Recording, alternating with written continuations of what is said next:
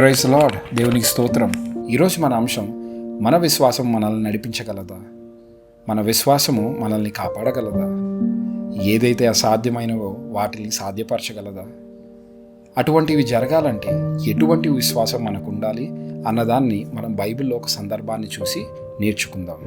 ఒక రాత్రి శిష్యులు గలిలయ సముద్రం మధ్యలో పడవలో ప్రయాణం చేస్తున్నారు. గాలి బలంగా ఎదురుగా వీచింది. పెద్ద పెద్ద అలలు పడవను కొట్టాయి.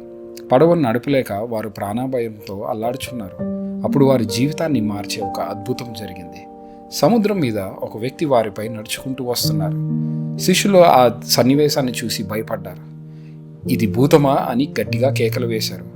అప్పుడు యేసు చెప్పారు, ధైర్యం తెచ్చుకొనడి, నేనే, భయపడకండి.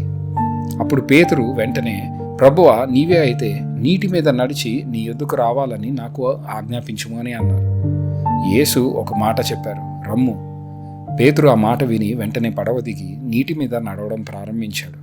కానీ గాలి వేగాన్ని చూసి అతను భయపడ్డాడు. ఆ క్షణంలోనే అతను మునిగిపోవడం ప్రారంభించాడు. అతను కేక వేశాడు, ప్రభువా, నన్ను రక్షించుము అని.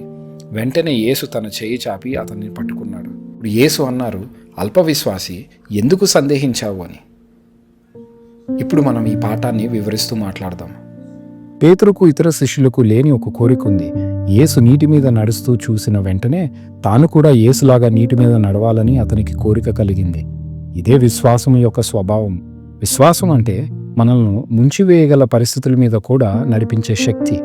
యేసు రమ్ము అని ఆజ్ఞాపించినప్పుడు పేతురు ఒక క్షణం కూడా వెనకాడలేదు. గాలి బలంగా వీచుతుంది, సముద్రం ఉప్పొంగుతుంది, అలలు పడవను బలంగా కొడుతున్నాయి. అయినా పేతురు భయపడలేదు.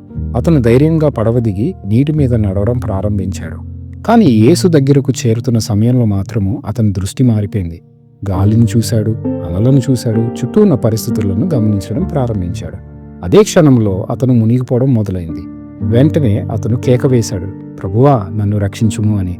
అప్పుడు యేసు వెంటనే తన చేయి చాపి అతన్ని పట్టుకుని రక్షించాడు. ఇదే మనం నేర్చుకోవాల్సిన పాఠం. చాలాసార్లు మనం కూడా దేవుని మాటపై విశ్వాసంతో మన జీవిత ప్రయాణాన్ని ఎంతో ధైర్యంగా ప్రారంభించేస్తాం. సమస్యల మధ్యలోనైనా, తుఫానుల మధ్యలోనైనా మనం ముందుకు అడుగు వేసేస్తాం.